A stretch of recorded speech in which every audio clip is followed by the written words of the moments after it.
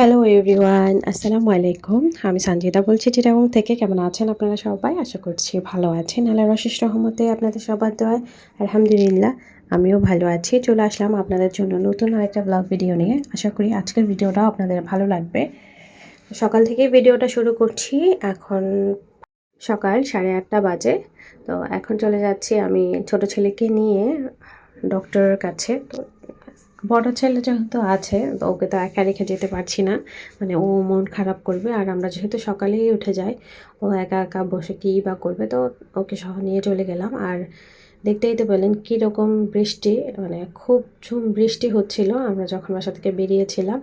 তারপরও ডক্টরের বৃষ্টির দিনে বাচ্চা কাচ্চা নিয়ে বেরোতে অনেক ঝামেলা লাগে আর কি, অনেক কষ্ট হয়। বৃষ্টি অপেক্ষা করেই আমরা চলে এলাম, যে অনেক ঝামেলার মধ্যে পড়তে হয় আর কি। নিজেদের মতো নিজেরা থাকলে বা কোনো সমস্যা হয় না, বাট সবাইকে নিয়ে আসলে অনেক কষ্ট, বিশেষ করে বাচ্চাদেরকে নিয়ে আসলে। কিন্তু কেয়ার করার মানে ডক্টর যেহেতু একটা মেডিসিনের ডেট দিয়েছে, ওকে একটা ড্রপ দিয়েছিল, আই ড্রপ। তো ওইটা 3 দিন পরেই হচ্ছে আসতে হতো। তো আজকে 3 দিন, তো আজকে না আসলেই না। তো আজকে চলে এলাম। আর এদিকে হচ্ছে দোনো ভাইয়ের দুষ্টুমি তো শেষই হচ্ছে না, বিশেষ করে আমার ছোট ছেলের। মানে ওর খুব আনন্দ, ও সকালবেলায় বাহিরে নাস্তা করবে। নর্মালি তো কখনো এরকম করা হয় না। আমার বড় ছেলে করেছে অনেকবারই, বাট আমার ছোট ছেলে তেমন একটা করে না। এটা হচ্ছে প্রথম দিন যখন ওকে ডক্টরের কাছে এনেছিলাম, ওইটা ফার্স্ট টাইম ছিল, আর এটা সেকেন্ড টাইম। আর এদিকে দেখেন আমার বড় ছেলের ঘুম, কারণ রাত্রে আমরা অনেক দেরি করে ঘুমিয়েছি। মানে হয় না, যেদিন ভাববো যে একটু আর্লি ঘুমাবো ওই দিন আমাদের আরও দেরি হয়। তো আমার যেহেতু মানে চিন্তাভাবনা ছিল মাথায় যে স্কুলে যাব না, আর সকালের যে কাজগুলো আছে ওগুলো আমি রাতের মধ্যে সেরে রেখেছি, তো যার কারণে আমার একটু লেট হয়ে গেছে। আর আমার সাথে সাথে আমার বাচ্চারাও লেট করে ফেলেছে, মানে ওদের অভ্যেস যে আমি ওদেরকে নিয়ে বিছানায় না আসলে ওরা নিচ থেকে কখনোই আসে না ঘুমাতে। আর এই তো এখন আমরা সিরিয়াল নিয়ে নিলাম, নিয়ে এখন বসে আছি, ডাক্তার দেখাবো। অনেক লম্বা সিরিয়ালে পড়ে গিয়েছিলাম। প্রথম দিন যখন এসেছিলাম বাচ্চাকে নিয়ে তখন আসলে তেমন একটা সিরিয়াল ছিল না, বাট আজকের সিরিয়ালটা অনেক বেশি লম্বা হয়ে গিয়েছে। যাই হোক, ব্যাপার না, ডক্টর দেখাতে এসেছি, একটু তো কষ্ট করতেই হবে। আর কতক্ষণ সে তার ভাইয়ের সাথে দুষ্টুমি করে, কতক্ষণ সে বাবার সাথে দুষ্টুমি করছে। ওর মানে আমার বড় ছেলের সাথে যখন দুষ্টুমি করছিল আর কি, আমি বলছিলাম যে ঠিক আছে তাহলে তুমি পাপার কাছে যাও। তো বড় ভাইকে পাপার কাছে দেখতে না দিয়ে সে নিজেই চলে গিয়েছে, মানে ওরই পাপা ওরই মামা, মানে বড় ভাই কিছু করতে পারবে না।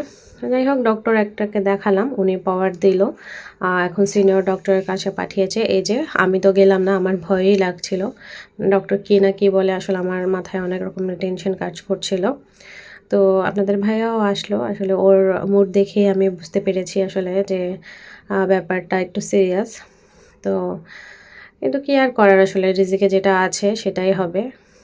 আর আল্লাহ পাক উত্তম পরিকল্পনাকারী, উনি আমাদের জন্য যা পরিকল্পনা করে রাখেন সেটাই উত্তম। তো কিছুই করার নেই। তো একটু পাওয়ারটা বেশি, মানে ও বাচ্চা হিসেবে তো একটু বেশি আর কি। আরই তো বৃষ্টি পড়ছে, কিন্তু আমার ছেলের বায়না যে সে নাস্তা খেয়ে বাসায় যাবে। আর আমিও আসলে বাসায় গিয়ে নাস্তা রেডি করে খাওয়ার মতো সময় আমার হাতে ছিল না। মানে এখন প্রায় 10:30 বাজে, আমরা নাস্তা খেতে আসলাম আর কি। মানে ডক্টর দেখাতে দেখাতে আমাদের প্রায় 2 ঘন্টার মতো লেগে গিয়েছে। তো আমরা নাস্তা করে নিলাম, করে এখন বাসায় চলে যাচ্ছি।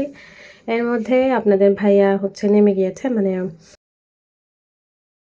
আমরা এখন ভেতর দিকে যাব, আর ও যাবে মেন মানে রাস্তা দিয়ে। তো যার কারণে সে নেমে গিয়েছে। আর মূলত নেমে গিয়েছে তার কারণ হচ্ছে আজকে হচ্ছে জানাজা আছে, আমাদের একজন আত্মীয় মারা গেছে, আমার ননদের শাশুড়ি, মানে আমার খালা শাশুড়ির ঘরের ননদ, ওর শাশুড়ি মারা গিয়েছে। তো ওখানে জানাজায় যাবে। আমি তো দেখতেও যেতে পারিনি, কারণ বাচ্চাকে নিয়ে আমার আজকে ডক্টরের কাছে যেতেই হতো, কারণ এটা হচ্ছে মানে না হলেই না। আর এই তো এর মধ্যে আমার বাচ্চাও মানে ঘুম চলে আসতেছে, কারণ রাতে ঘুমিয়েছে অনেক দেরি করে, আর এদিকে সকাল সকাল উঠেছে। বাসায় এসে রেস্ট করলাম কিছুক্ষণ, ভাত খেয়ে কিছুক্ষণ শুয়েছি বলতে 2 বাচ্চাকে ঘুম পাড়িয়েছি আর কি। তো পারিয়ে এখন আমি চলে যাচ্ছি আপনাদের ভাইয়ার সাথে কয়েকটা জায়গা দেখতে। জায়গা বলতে আমার বড় ছেলেকে ভেবেছিলাম আর কি যে অন্য মাদ্রাসায় বা অন্য স্কুলে শিফট করব। তো ওইটার জন্যই হচ্ছে হাজব্যান্ড ওয়াইফ ফোনে হয়ে আমরা স্কুল মাদ্রাসা খুঁজছিলাম যে কোনটাতে কীরকম ফেসিলিটিস আছে। যেহেতু বাচ্চা দিব, যেমন তেমন কোনো জায়গায় দিব না, মানে হাজারবার চিন্তা করে আমি একটা ডিসিশন নিতে চাই, হুট করে কোনো ডিসিশন নিতে চাই না। তো যাই হোক, আমরা আবারও কিন্তু পপতকের মোড়েই চলে এলাম, মানে সেভরনে যেখানে ডক্টর দেখিয়েছিলাম সেখানেও একটা মাদ্রাসা ছিল, যেটা যাওয়ার সময় আসলে তাড়াহুড়োয় ছিলাম, যেহেতু আপনাদের ভাইয়া জানাজা যাবে, ওইটা দেখা হয়নি, তো ভাবলাম যে এখন আবার আসি। তো আসলাম, এর মধ্যেই ওখানে একটা সুপার শপ আছে, তো ওইটাতে গেলাম। আমার কিছু আসলে জিনিস লাগতো, যেহেতু আপনাদের ভাইয়া মাশরুম এনেছে, মাশরুমের স্যুপ খাবে বাচ্চারা। তো ওই স্যুপটার জন্য আসলে আমার একটু টুকটাক জিনিস লাগতো, বিশেষ করে অরিগানোটা লাগতো। অরিগানোটা আমাদের এখানে তেমন একটা পাওয়া যায় না, বাকিগুলো মোটামুটি সব কিছু পাওয়া যায়। তো মূলত আমি এসেছিলাম যে একটা ডানো ক্রিম আর অরিগানো নিব। আবার আমার বাচ্চাদের আবদার যে ওদের চিজ লাগবে, আমার বাসায় আসলে চিজ নাই, আর আমি তেমন একটা আনি না, মানে আনলে মানে 2-1 দিনের বেশি চিজটা থাকে না, মানে খুব তাড়াতাড়ি চিজগুলো খেয়ে শেষ করে ফেলে। আর আমার মনে হয় যে চিজ ভালো, বাট অতও ভালো না। আর আমার বাচ্চা বড়টা তো মাশাআল্লাহ এটা ওটা বানাতেই থাকে। তো বিশেষ করে আমি ভেবেছিলাম যে স্লাইসগুলো নিব, বাট স্লাইস না নিয়ে আমি আবারও সেম ময়েজরেলা চিজই নিয়েছি। আর এখানে ফলগুলো এত সুন্দর করে সাজিয়ে রেখেছে, আমার খুবই সুন্দর লাগছে অন্যান্য জিনিসের তুলনায়, মানে ফলগুলো যখন সাজিয়ে রেখেছে আর কি খুব সুন্দরই লেগেছে। হয় না যে নর্মালি সুপার শপে কিন্তু আমি তেমন একটা মানে ফল সাজাতে দেখিনি এটার মতো।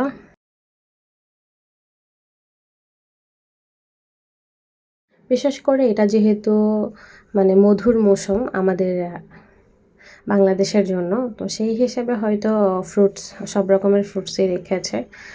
তো অনেক রকম পিঠাও দেখলাম আসলে, মানে যত ধরনের আগের মানুষরা বানাতো আর কি পিঠা, এখন তো এগুলো আসলে তেমন একটা কেউ বানায়ও না। বাদামের ট্রফি পিঠা, তালের পিঠা, এগুলো আসলে খুব কম দেখা যায়। অনেক বেশিরভাগ মানুষের হ্যাসেলের জন্যই আসলে এগুলো করে না, বাট যারা করে তারা তো করেই। তো এই তো দেখলাম যে সব কিছুই পাওয়া যায়, আসলে সুপার চপে পাওয়া যায় না এমন কোনো জিনিস নেই। তো নিয়ে নিলাম, নিয়ে এখন চলে এসেছি অন্য একটা মাদ্রাসা দেখতে।